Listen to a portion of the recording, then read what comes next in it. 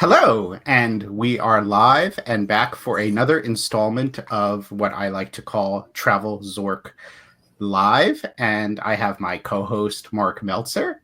Good afternoon, or good afternoon, Marc. Good evening to you.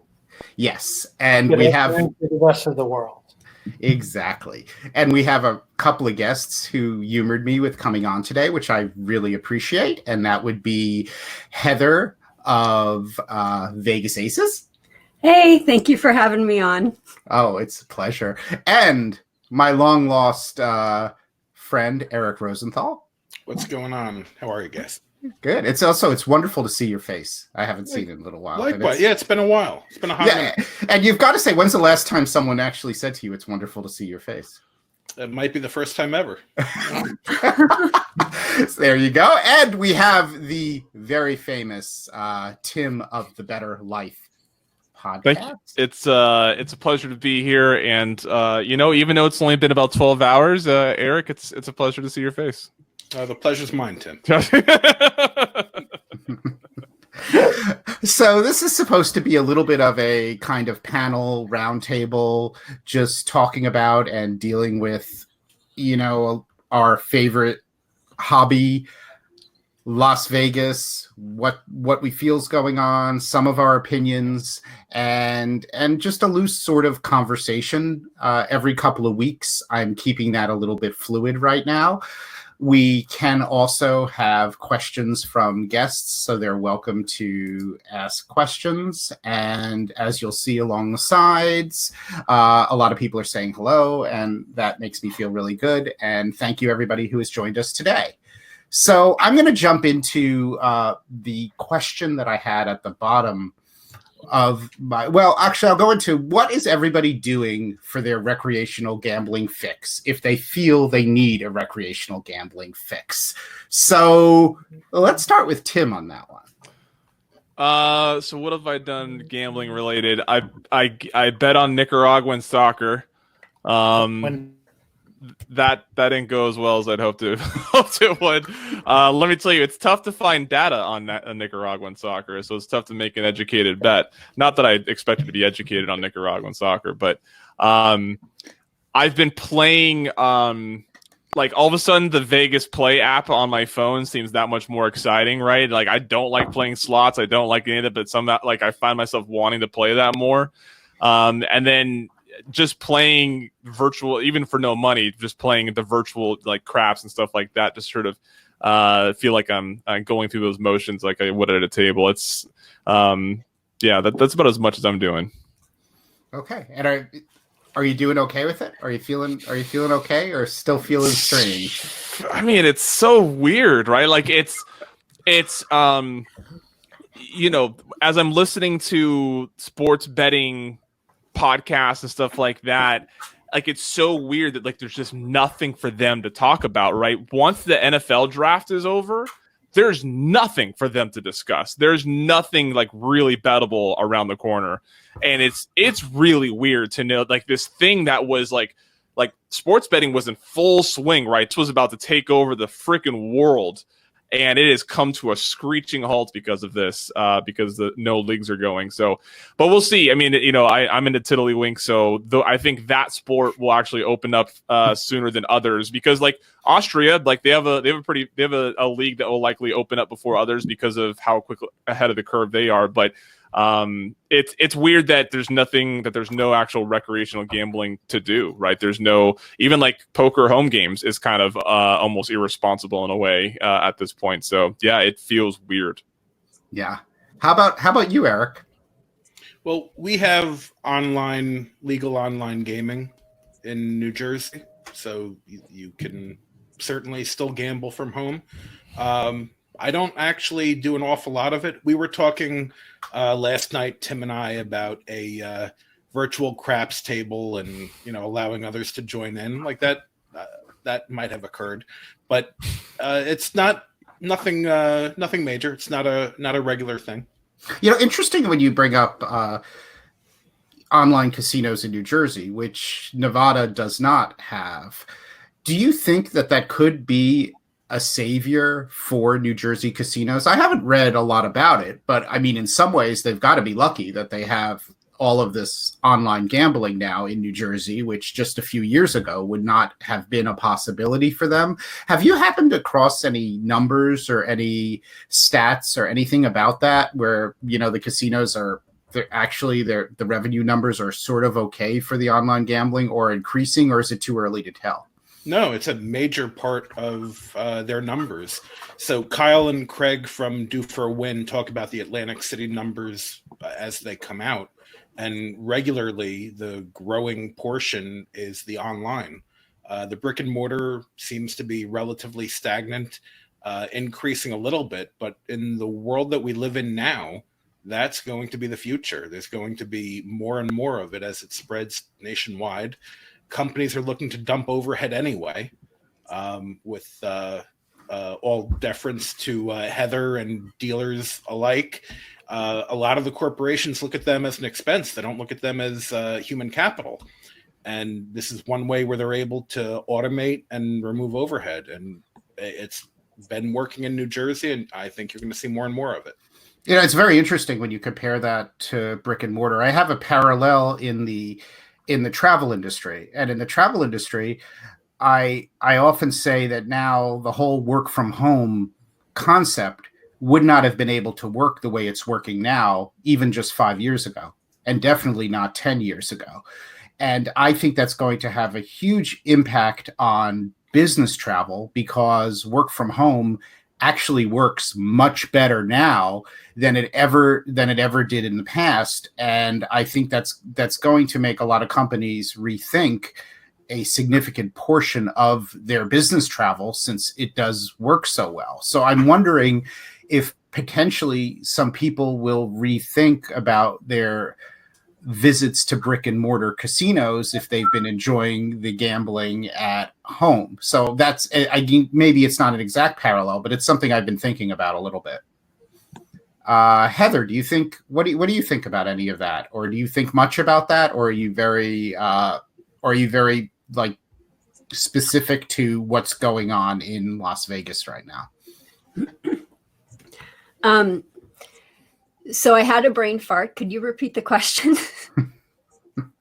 I love live streaming. It is no problem at all. We were just talking about if people become conditioned with the fact that they're doing online gambling in New Jersey so easily, will it impact them going back to the casinos or not? You know, maybe they'll just get so used to that's the new normal that they'll say, hey, I sort of don't need to leave home anymore. And of course, this is not something I would necessarily agree with, but I think it's sort of an interesting kind of thing to think about. And actually, I think Daryl is saying that Atlantic City casino revenues are down 42.7% in March compared to last year, but online gaming revenue is up 65.6%. Thank you, Daryl. It is wonderful to have those stats right there. I think Mark is also giving some others. So anyway, Heather, did you have any opinions on that at all? Or well, first I have to say, getting older, you have a lot more brain farts. I know. Say that. No, I remember what I was gonna say. So yes to all of that, but you were also asking, what are you doing during this time to do your gambling fix? What we are doing with Vegas Aces is we're doing tournaments. So every Thursday, sometimes on Mondays, it depends. But every Thursday we're doing a tournament. So we'll do a blackjack tournament, mini baccarat tournament, pai gow poker tournament. It's different every week. People come in. The first 7 people who tell me they want to play, they get in. We play around, usually for an hour and a half. And at the very end, whoever has the most chips at the end of it is the winner or first place. And they get a free pair of Sunset Station dice. So that's been helping with the gambling fix. That's great. And it's the first, so it's basically the first people who get online and tell me that they want to play. And it's great. the first 7. Yep. So you're doing a live stream. Yep. Basically, that's so cool. So you're doing a live stream, and then basically the first people who get into the chat room are the players. Right. So it's pretty fun. Like 5-10 minutes before, I'll have like 4 people like, I want to play, even before we start. So it's a lot of fun. And yes, it's a live stream. So if we're playing blackjack, people could tell me if they want to split, if they want to double down. I have some card counters in there that do it just to practice card counting, which is pretty fun. Oh, that's fabulous. Yeah. And we've been doing this for years. So it's definitely something that helps people to get their fix when they're not able to go to a casino. Great. Now, because I saw you did a baccarat tournament last week, I think one time, but they're just a little bit late for me. But I was like, wow, this is so cool. Do you move the chip? Do you put a felt out and place people's bets for them, and then they tell you what to do, and you act as like the dealer and the player moving the bets around? Oh, I love it. Yeah, there's 2 cameras. I have an overhead camera where you could see the table layout, and then I have a straight on camera view where you could see the table and me as the dealer. And I'll set people up for the bets. Everyone starts off with 1,000. I'll set up their bets. If we're doing blackjack, I'll be like, tell me if you want me to play the basic strategy. Tell me if you want to keep hitting until 17. Do you always want to play banker? Do you always want to play player? And then that way we could keep the game going pretty fast. When I first started 2 or 3 years ago, I had no clue what I was doing. So I think one game was an hour and a half, and we got 2 hands in. I had no clue what I was doing. So now we're actually we have a rhythm. We know what we're doing. We're getting going. We get, a number of hands in per hour, and it's fun. It's really good. Now, of course, though, if we wanted to do a squeeze game for baccarat, would I be able to tell you how I want you to squeeze my cards?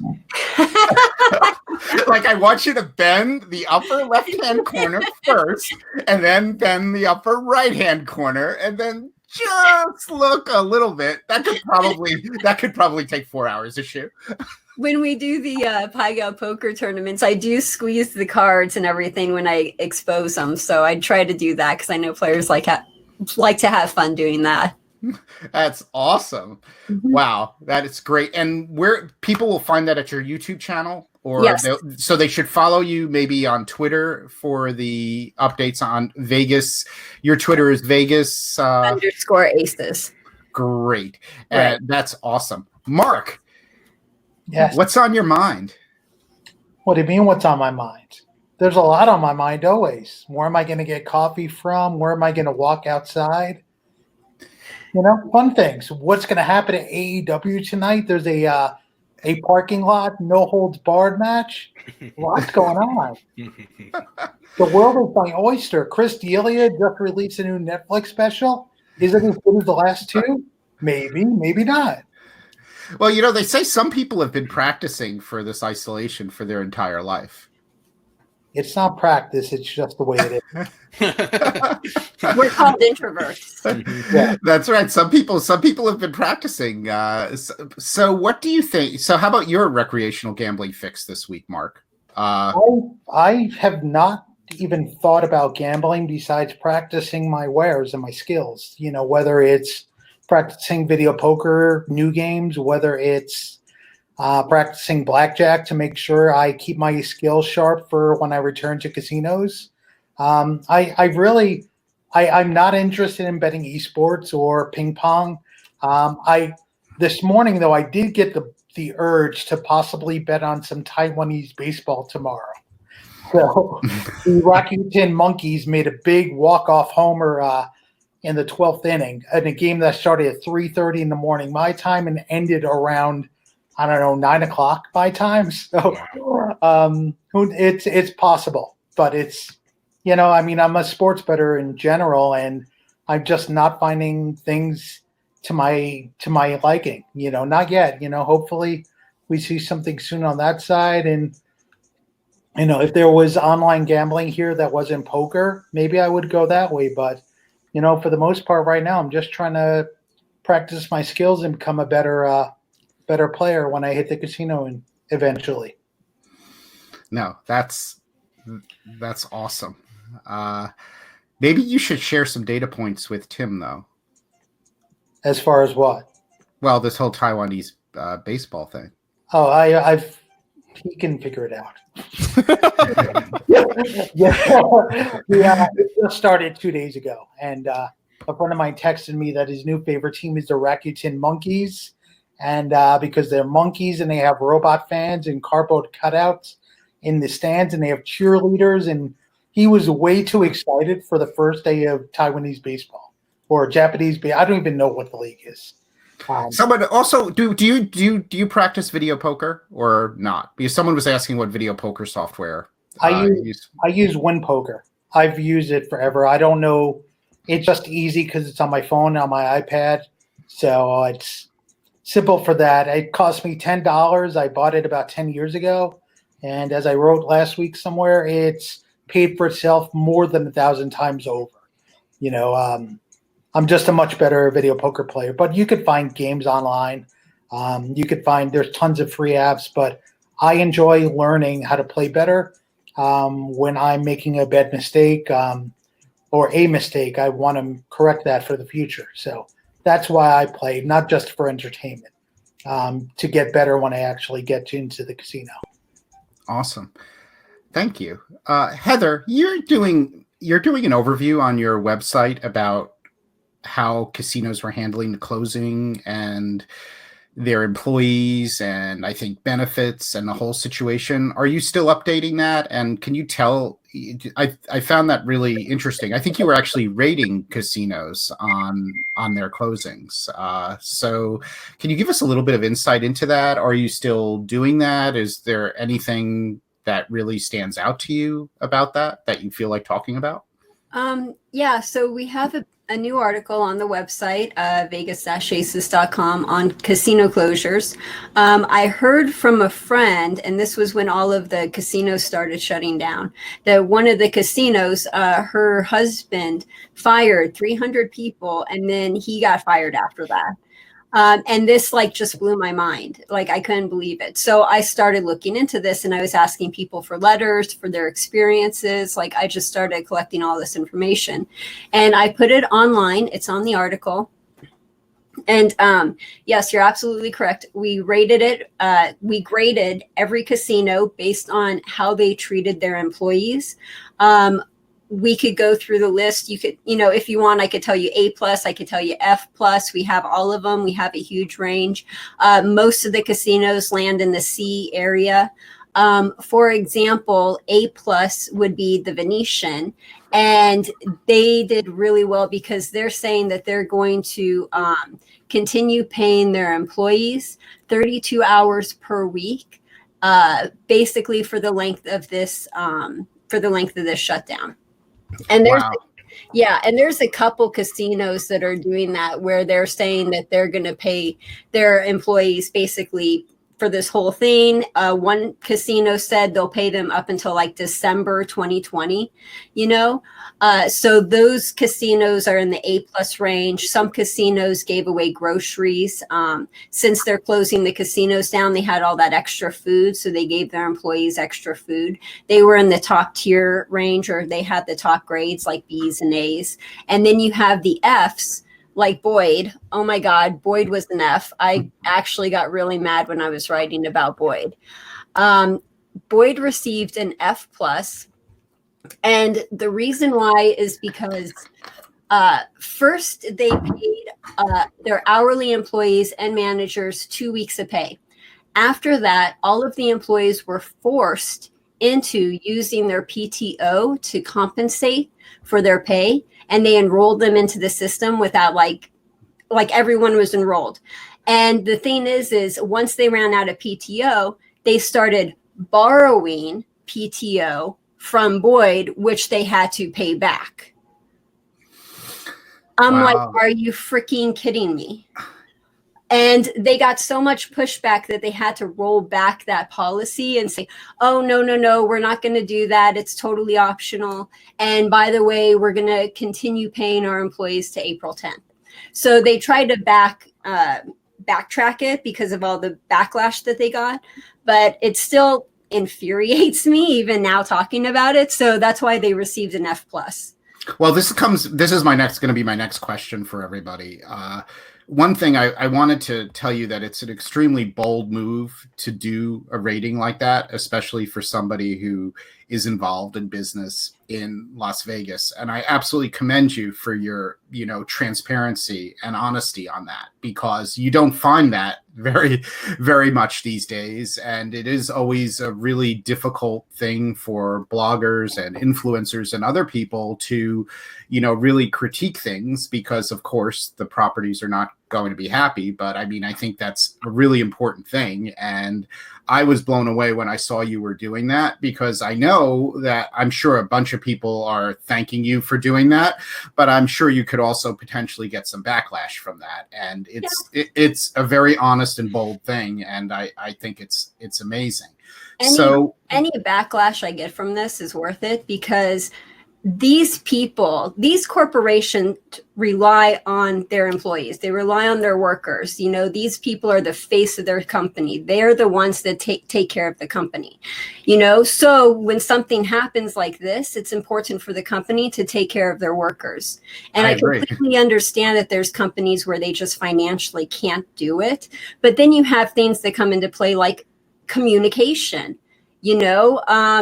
Giving away groceries, for example, because what are they going to do? Throw it away? I mean, there's things that you could do to still take care of your employees. So I do think it's very important to highlight what casinos are doing, especially during a time like this. And there's a quote I have at the very beginning of the article that I think really sums it up pretty well. The ultimate measure of a man is not where he stands in moments of comfort and convenience, but where he stands in times of challenge and controversy. Martin Luther King Jr. And I think that sums it up perfectly. No, that's excellent. So the main thing that's been on my mind, and I want to ask Eric and Tim this as well as Mark, is the way, we don't know how it's all going to play out right now, but are you influenced?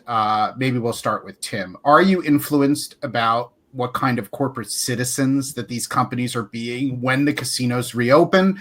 Have you not decided about that? Will that influence you on where you will spend your money? Even if it was a property that maybe you loved, but now you feel that they haven't been doing the right things with their employees. I mean, will that change how you spend your money or where you gamble? Yes, it will. This is such a unique time that we're in. And one thing, so I spoke about this earlier with some people, and how the way that companies are responding to this situation through customer support, through taking care of their employees, through managing their product, their brand, etc. It's going to have one of the largest impacts that we'll see in our adult lifetime on how they're influencing consumer behavior with their product after this is all said and done. Casinos, airlines, it doesn't matter what. The companies that have made it more difficult for people to get through this are ones that I will spend more to avoid investing into where possible. Yeah, and that makes sense. And I'm starting to feel that way too. I'm just trying to be logical about the way I approach it and not be too reactionary about one or two things, but I want to be fair, in my assessment. I don't want to just make a decision off of a few things right away and say, hey, and demonize a company, because I think that's also bad too. So I am thinking a lot about this. Yeah, I think that those are human beings also making these decisions, right? So that's something else to keep in mind. There's this situation is completely unprecedented, right? So being the leader of an organization, there's like when Whole Foods CEO, or at the beginning of all this, before it really hit America, he was already suggesting, hey, maybe the employees should share vacation time if they need it. And it was a really bad PR situation, because it essentially said that Whole Foods was demanding that their employees share vacation if they need it, or share time off if they need it. But they took a different course as things developed. But, so you have to, at the time I saw that and I was like, who's this asshole, right? Like to say, giving the, who does, like, what a horrible thing to tell your employees. Now when I look back on and see the changes they made, did they make the changes because they got bad PR? Possibly, but also things were way different than they are now. I mean, look at the Biloxi trip, right? We were like, hey, we're going. It doesn't matter. It took 3 days, and we were like, it was the complete other side. We're like, nope, it's not happening.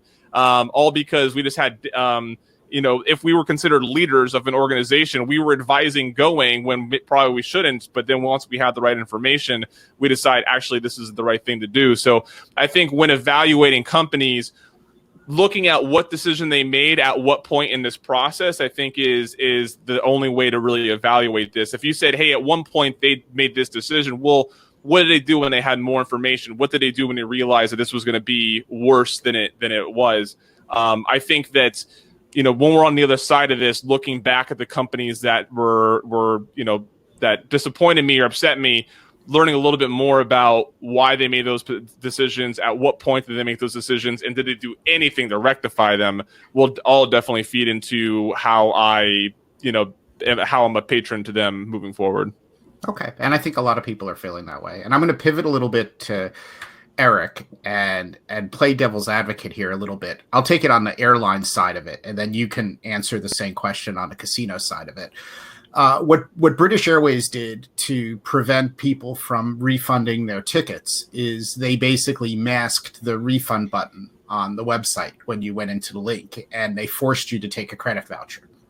So there was a way, if you knew your way around it with JavaScript, that you could still get into a certain browser and still get to the refund button. But basically, unknowingly, consumers were, asking basically if flight was canceled, and they were getting credit vouchers instead of getting the money refunded to their credit card.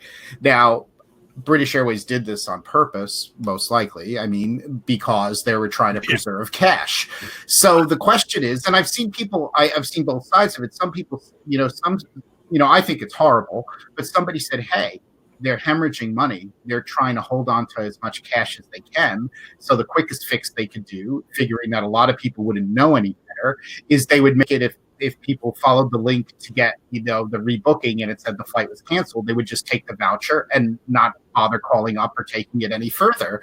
And that's what they had to do in this situation, because they were hemorrhaging money, and they wanted to hold on to as much as they could.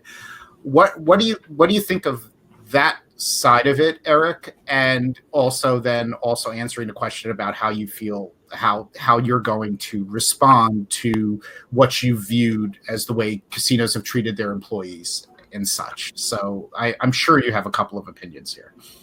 Sure. So I think whether it's the airlines or it's the casino, you're looking at three things, right? One is, how do they treat their customers or their loyalty base? How do they treat their employees? And what are the actions that they're taking to keep the general public safe, right? And for me, I think the third part is probably more important than the other two, but the other two are important as well. And, and let me preface this. So I live in New Jersey, New York and New Jersey. It's a completely different world than what you're seeing in Nevada, right? And I hope you don't have what we have here. I hope it never gets to you. But, it's actually like a real issue around here. Active, not like potential. And when I was watching in late March on Twitter, there were casinos doing like a live tour showing how busy they were with a smile and the packed tables. And this was a place that I like. And from a person that I like, I was disgusted by it, right? Now, everything can change, and you can always find a way to do things better, but that's a lasting moment that'll be in my mind, right? So, and Han is saying with Wynn going first, right? I was never a Wynn guy. Wynn shut everything down, taking care of their people. Like, there were a lot of good things to be said about that organization. And Heather, I don't know how you rated them, but like in my opinion, it looked like they were, if not at the top, close to the top. Yeah, they were an A- for their efforts. Right. So that's taking care of the people, taking care of the employees, taking care of their customers. On the whole British Airway thing in particular, it's not a good thing. Like it's not an okay thing to do. But if you're the head of the organization and you realize that you may not have an organization if all the cash goes out the door, I can understand. I'm not saying I'm okay with it. I can understand it's not a simple black and white thing. And, you don't know if they had enough cash on hand to actually cover it. Yeah, well, that's the travel sector is, that's a huge problem right now. I think Norwegian, the subsidiary of Norwegian Airways that has their pilots and crew that's based in the UK, basically said they're out of money. They have no money to pay anybody. That's it, these, and there's lags and there's all kinds of complexities there. I'm trying to be, that's why I think Heather's ratings are amazing. I'm trying to be thoughtful and not overly judgmental about things. I was not impressed with how long it took Nevada to follow through with some of the things that the rest of the United States was following through with. And I guess I want to be very critical of it, but in some ways I also want to be somewhat reasonable of that criticism. Maybe that's being a little bit wishy-washy, but I think that there's just so much conflicting information, it seems to me. Or maybe not. Maybe you would disagree with that there isn't conflicting information. There was only one right thing that should have been done, and it wasn't done, which I would say would probably be the opinion a lot more people are taking. I'm just not so sure about it. And yes, when you ask me personally, I probably feel that way, but I'm trying to be more thoughtful about it. if that's a right way to say it. I just want to point out too, in the article, we do take finance into that account. We do take the fact that, maybe they can't pay for it into account. I just want to say, if that's the case, communication is a big thing. Did they communicate with their employees? Hey, we're sorry this happened. This is what's going on. We have to ask you to go for unemployment. So communication is big. And there are some casinos who they had zero communication at all. And then there are other casinos where they laid everything out in a letter. We'll walk you through this. We'll help you out. So it really depends on how they reacted, not just whether they paid their employees or not. Okay. That makes sense to me. How about you, Mark? Do you have any opinions about this, or do you feel like has anything been bothering you about the whole process and everything that went on? The process is not bothering me. I'm pretty close to where Eric is. And are they protecting the customers yesterday and moving forward? And how are they treating the customers for the future? I'm trying to be patient with it. And I will see. It's not an altruistic thing with the way I think. I'm not looking at how they treat their employees. I've dealt with a lot of awful people in my time. And honestly, if I took my business away from people that I feel treat their employees badly, I would have no business with anybody. So I try to take it as to how they're going to treat me when I get back, how they're going to treat all of us when we get back. Are they going to make it safe for us to go? Because I can't fathom today walking into a casino right now, and with the potential of spreading and cleaning and all that jazz. We were talking, I think, last week about, am I going to take a sip of a cocktail that's been walking through a casino? Like, there's a lot that's going to go into this, and I want to just take a slow approach to see what it looks like in the future when we get back to quote unquote life is the new normal. So I'm just going slow and steady, and I'm keeping an eye on who's doing what. What Heather's doing is great, and it's one part of the equation as far as I feel moving forward, but it's not the most important part. For me, it's how they treat all of us in order to get our business back. Yeah, and I think it is going to be something that a lot of people are thinking about. I think somebody in the comments a little while ago, maybe it was Robin, and if I understood the comment correctly, it was like, how do people feel when you've invested so much effort in a casino or casino loyalty program? Like you gave them so much action over a certain amount of time, or you only gambled with that property. And now you find out from someone like Heather that they're a D+.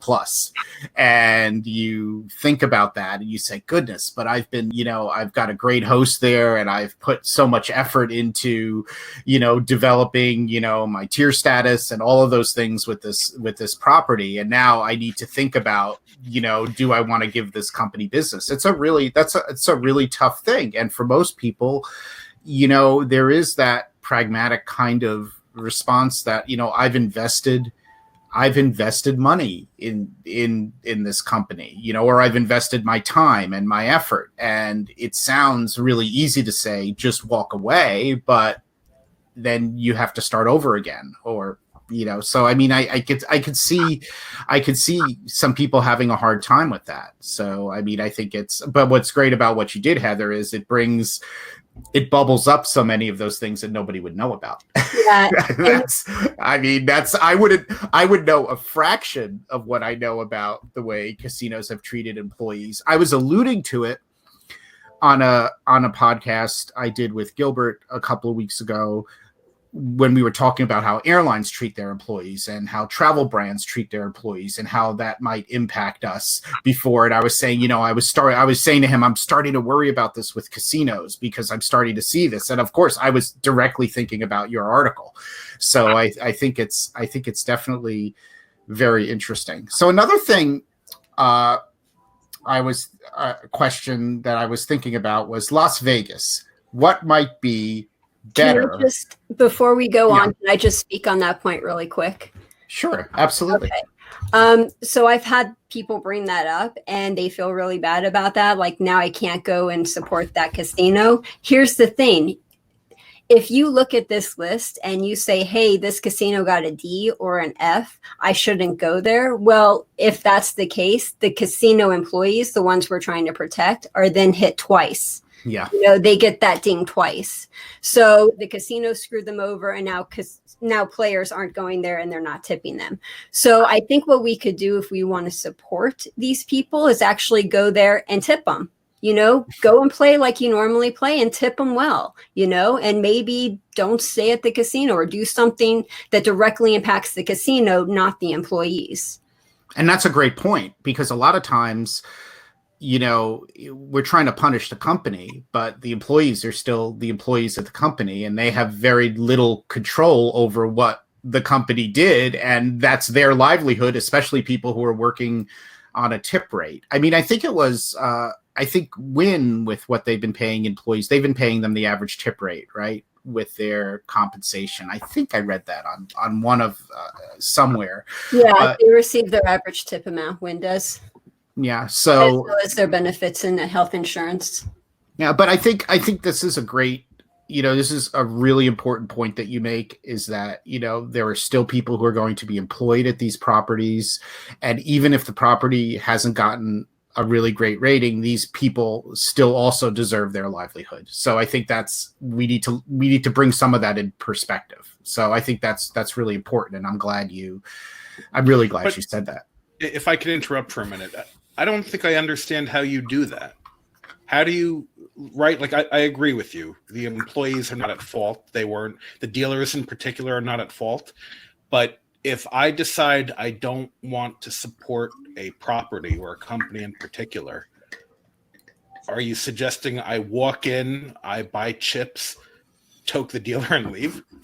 No, I'm not going to do that either. What I'm saying is if you enjoy playing in a casino, right, for example, go play at the casino. Just tip the employees well. If you say enjoy staying at the hotel, something that directly impacts that hotel and casino, if you want to boycott them how you would directly impact them. But what about the employees that work at the hotel? I mean, I'm not trying to be a smartass. I'm genuinely asking how you would handle it, because I only have, I'm like a light switch. Either it's full support and I'm taking care of everybody, or I boycott. I've got nothing in between. So, like in your situation where there's like you want to take care of the employee, how I want to follow your lead. How does one do that? This is why I love co-hosting a podcast with him. No, but but this is, this was what I was alluding to before. I don't want to just damn a company or take a really strong emotional line. I mean, there are a couple of casino companies and travel brands and other companies that, in the first week or two of what was going on, I was furious. Not as furious as you, Heather, because you're closer to it, but I was furious that way. Like, I can't stand these companies. I know how much profit they made last year. I know, why aren't they taking better care of their employees? Or I said to somebody, and I know this is a completely naive thing to say, but I was saying, you know what, if they've got to run out of money, let them pay their employees until the point they absolutely run out of money. Let that be the, why should the employees be punished? Especially because when we talk about a lot of travel brands, like an airline, the people who are impacted, like flight attendant, a lot of the frontline employees, not the pilots necessarily per se, because they're compensated better, but flight attendants, gate agents, all those people, these are not heavily compensated people to begin with, much like casino dealers. We want to be balanced too. I mean, we don't want to go to one extreme or the other. We just want those corporations to take care of their people. If they can't financially, then communicate with them. But we want something that's balanced, not so extreme where it's pay your employees until you have nothing left, because then after this shutdown ends, they're not going to be able to open their doors back up. Like, we need to give a little bit, you know what I mean? So what do you, I mean, I could envision, like Eric was saying, he was trying to look at it in a black and white situation. I could envision that there was a casino property that I liked, but I'm disappointed by them now. Maybe I would go play a little bit there, but not play at the level that I would regularly play, and move most of my action somewhere else, but still go and play with some friends and possibly overtip the dealers with regard to the action, which is something I've been known to do when I drink anyway. So I mean, I could see that being part of it. It's just making it no longer your primary. So maybe not going so black and white where you're not going to play at that property anymore.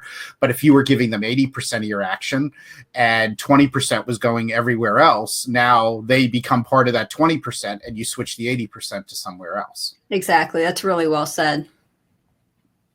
You're not buying it, Eric. Not at all. I don't give money. I don't give my money to companies that I don't believe in. Any company. If you're tipping the employees, you're giving the money to the employees, not the company. Okay, but unless I walk in, buy chips, toke the dealer, and leave, I'm supporting a business that I don't want to support.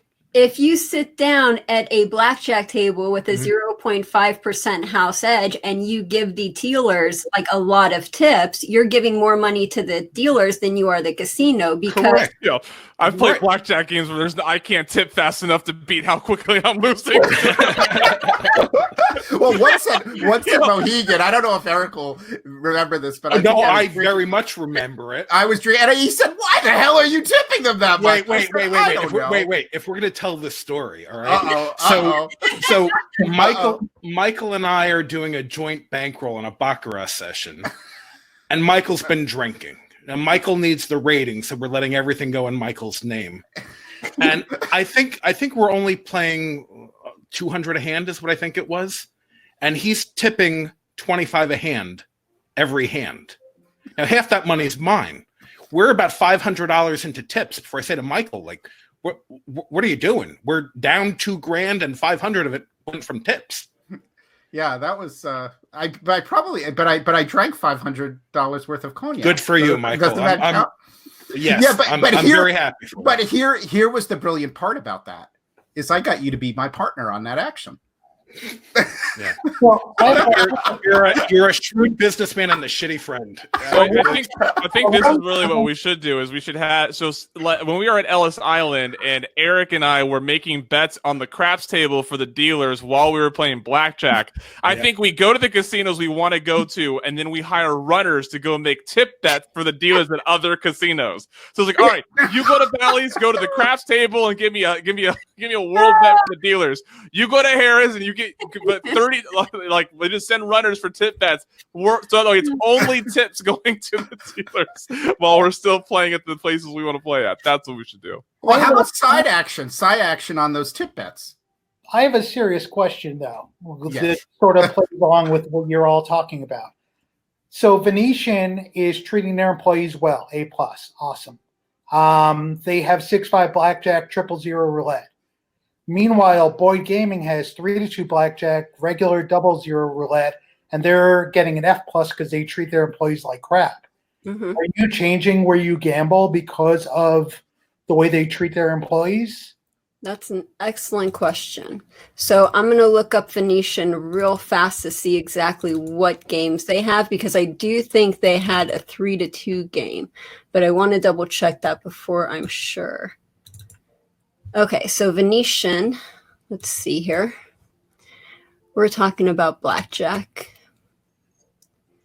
So Venetian, if you bet under $49, then it's 6-5. However, if you bet anything above $50, it's 3-2, and that's on any blackjack game.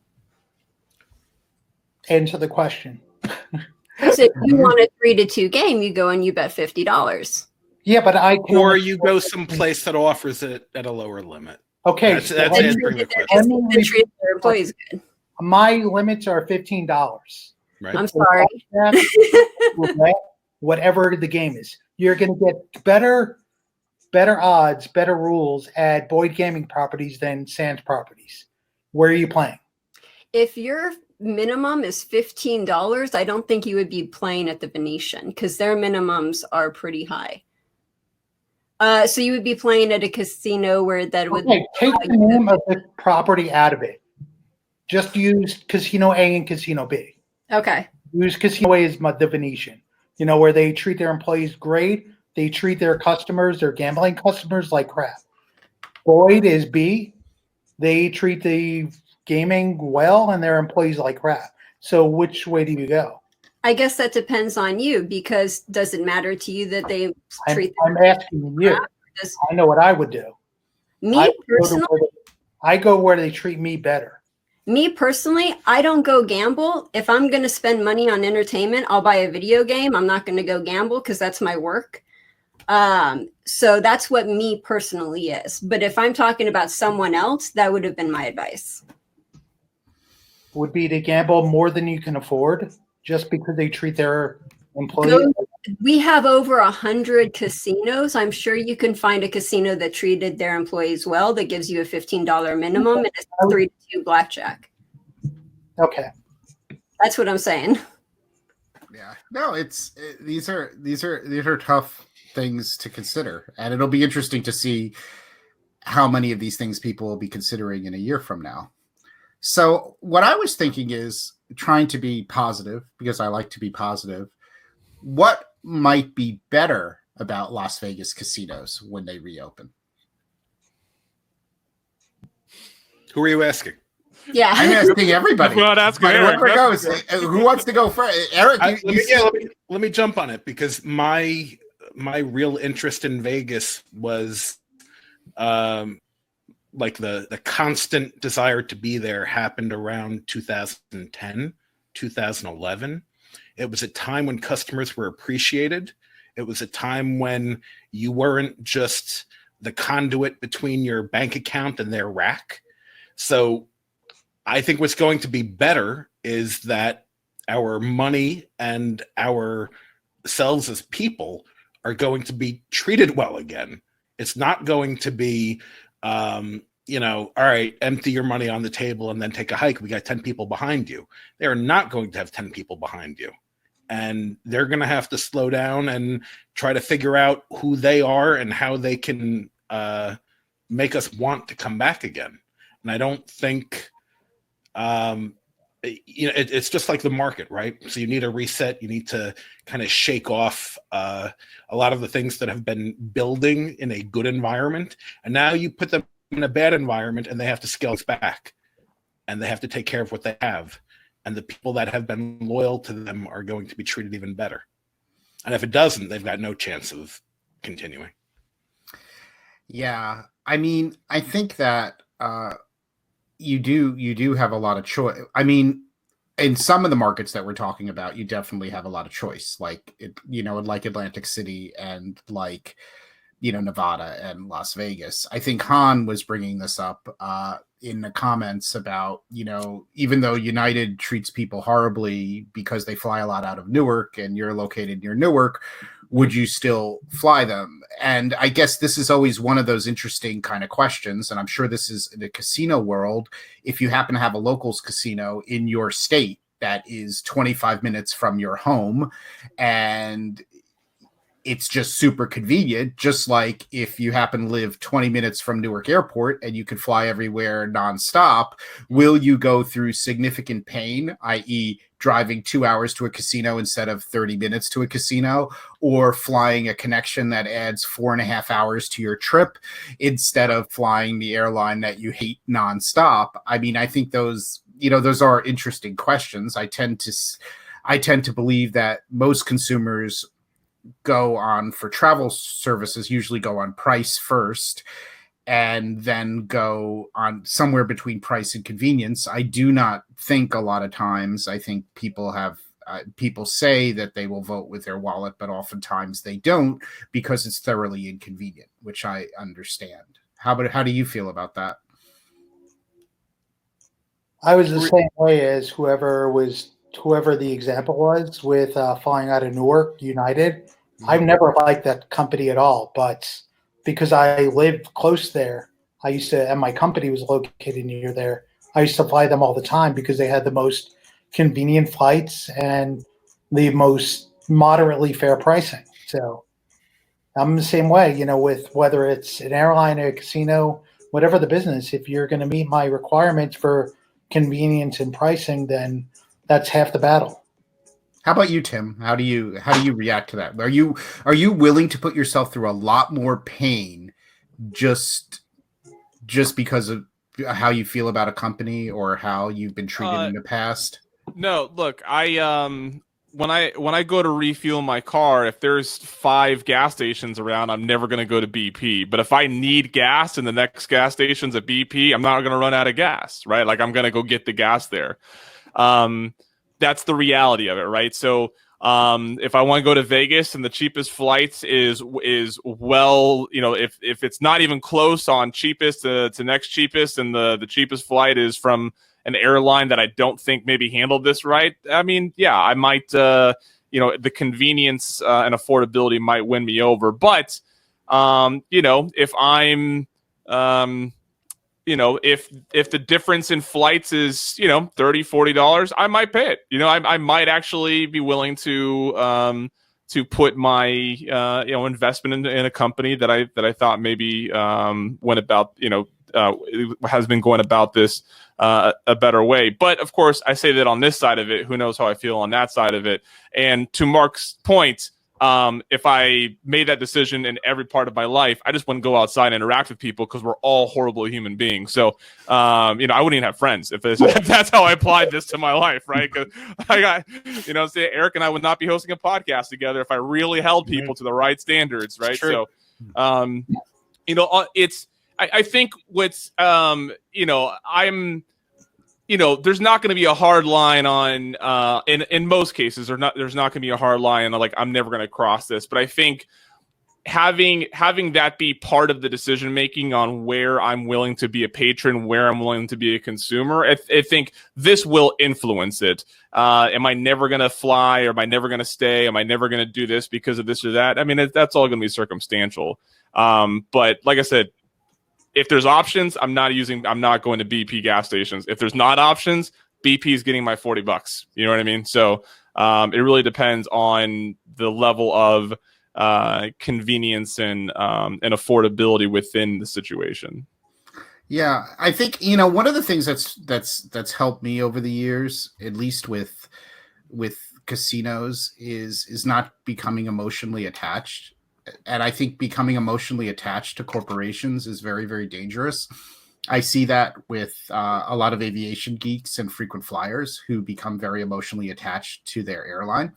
And I think the best way to insulate yourself is not to become emotionally attached to companies. I think also if you're going to really comp hustle and try to get the most out of a property or take advantage of marketing offers or basically do things in the best possible way to do it, in most cases, you have to sort of assume that the relationship might end. So I think what sometimes puts you at conflict, at least with casinos, casino loyalty, is if you are going to extract the most value and get the most out of it, you probably need to assume that the relationship might end at some point. So it's better not to become emotionally attached to where you have it, because then you can't be level-headed. And I will admit I phase in and out of this kind of thing, but I do think about that a little bit, and I think it's sort of interesting. One of the other things I was interested in, and I know Heather can probably answer this a little bit, is there any conversation about the dealers and casino employees, like how it's going to feel to go back to work? Because the whole game is changed. Like they have to feel pretty uncomfortable going back to work because they're handling so many chips and money and customer, interacting with customers. I mean, that's sort of interesting to think about. Have you thought about that or been discussing that with dealers? Well, let me just say first, before this whole coronavirus thing happened decades ago, us dealers, we knew that everything was filthy. The table was filthy, the chips were filthy, the cards were filthy. We would normally wash our hands after every break just because it's so disgusting. So we already knew that. Also too, there's already a danger being a dealer. I knew this one dealer who upset a player, and the player got so mad that he pretty much spit in her eye. And she was flipping out because she didn't know what disease she got. So this was all before the coronavirus, It'll be really, really interesting to see how things change. We can all sit here and predict, but we don't know exactly what's going to happen until it happens. From what I've heard of people who I've spoken to, people think that a lot more of those stadium games will be more popular, where you have one dealer and then 50 seats, and they're all a certain space between each one, so we can still keep social distancing. They think that's going to be a thing. Also, too, right before we were going to go into the quarantine, it was normal to see 3 or 4 people at a table and have them skip a spot. Some people were saying we might go back to that. And also, too, you saw casinos putting hand sanitizer on the table and throughout the casino. So you would walk through the casino and you would see little stands of hand sanitizer there. So if we look back to the changes we've already seen before the coronavirus, we could sort of go into okay, what might happen, but we're not going to know until everything actually occurs. One other thing too is a lot of people are saying that casinos are going to be one of the last places that open up, since they are so filled with people, just like concerts, just like stadiums. They're going to be one of the last establishments that open up. I was wondering, I think I might have been talking to Mark about this or chatting with him over iMessage. I was thinking, will there be technology that will come into play? One of the things, I'm saying, one of the good things that come out of this is maybe hotels will actually start cleaning hotel rooms for real. Not just making them look clean before you check in, but actually cleaning the hotel rooms or sanitizing them. You mean a black light inspection? They can pass the black light inspection. But recently Delta, and I haven't read up on this, but they've started misting planes. So between flights, so they have this technology mist that they can mist the plane that kills all kinds of viruses. I don't know how the technology works. So I was saying to Mark, I don't know why it had to be you, Mark. Was I saying this to you? Yeah, we were talking about having the sanitized little banner across the room. Yes, how they used to put on toilet seats. So yeah. I was saying, when everybody checks out from a room, maybe there'll be some technology where there'll be some machine that they put in the room that can put this mist that they put throughout the room that basically is guaranteed to kill 99% of whatever. And they do that process between each guest or something like that. Maybe there'll be some technology solutions that will come into play, because I've got to assume that something like that would be more effective and probably cheaper in the long run than actually an employee. I mean, I know one of the biggest problems with housekeeping is they give housekeepers too many rooms to clean, and they want them to produce too much. So they want, they keep giving them more and more rooms. So there's no way you could properly clean a room in an abbreviated amount of time. It's obviously going to become very expensive if you're going to triple the amount of time it's going to take them to clean a room. So I think you would want to find some technology solutions. I haven't heard about any of that, but it's just something that I'm thinking about. And maybe also there'll be solutions with how they clean the chips at night, or they probably don't clean the chips in most casinos, right? They would never clean the chips. No, those chips would never, ever be cleaned, like ever. Like the only time the chips were cleaned is if a beer spilled into the rack, and then we had to clean the chips, and a white rag would turn pure black if that happened. As far as the technology goes, the two technologies that I could think of coming from this is the stadiums, like I was talking about before, but also the live dealer casinos, where we have casinos that people play at home, but they have a live dealer actually on the table playing. So that might be something else. Yeah, no, interesting stuff. So we're basically at about an hour, but I think I'll just rotate around the room with any, final thoughts, and also, your shout outs of where to find you, what's on your mind, all that kind of stuff. So let's start with Tim. Thank you again for joining us today. It was, it's mostly Eric's pleasure, but I'm going to take a little bit of the pleasure here today. I did enjoy being here on the webinar. I appreciate you inviting me.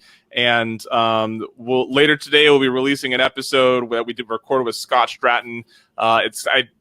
Recording time was about 2 hours. I don't know how, so we'll probably have about 90 plus minutes of content put into the feed later today for people waiting for an episode. But at The Better Life on Twitter and The Better Life in all your podcast catchers.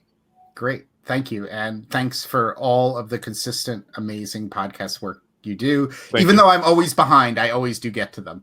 And I do try to comment on the things that fall a little bit in my wheelhouse. Eric, a pleasure to see you. The pleasure is Tim's. I haven't seen you in a while. So thank you again for joining us. Any final comments or anything on your mind that you'd like to share? Pearls of wisdom, maybe. Yeah, just try to look at everything that's going on from the other side of view. I'm known for my black and white stances on things. It's not that simple. And for every one of us that believes staunchly in one direction, there's a reason why other people feel other ways. Public health, the economy, people's jobs, people's livelihoods, how things play out. Like, this isn't a simple solution. So I wish you all good luck. Thanks for having me on. And you don't need to find me anywhere. That's awesome. I'm social distancing. Oh, that's I know you've been waiting for most of your life for that.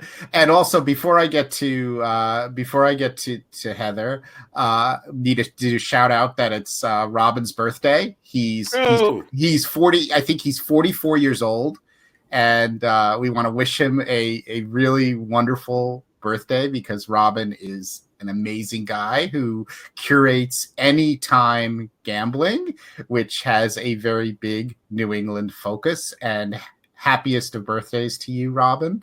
And Heather, thank you so much for putting up with me and joining us today. It's a pleasure to see you. I hope you enjoyed the conversation. Any, remind us where to find you, and any other final parting words you'd like to share with everybody? Thank you so much for having me on the show. It was a pleasure. Happy birthday, Robin. Hope you have a good one. And also for everyone else out there, please stay safe, stay inside, wash your hands, and just be careful, please. And where people can find me is vegas-aces.com. You can find all the articles there, like the casino closure articles where I rate everything, as well as our social media links. So vegas-aces.com. Great. Thank you. And my lovely co-host, Marc, who it was always a pleasure. It's always a pleasure to see you. And thank you for jumping on this idea with me, because it's been a lot of fun. Any final thoughts, Marc? Anything else on your mind? How was your coffee this morning? Because I do worry about your coffee. My coffee this morning, I had these delicious Kenya beans from a coffee roaster down the street. It is the best coffee I've ever had in my life, that I can make at home. Let me phrase that, because I've had better cups of coffee outside.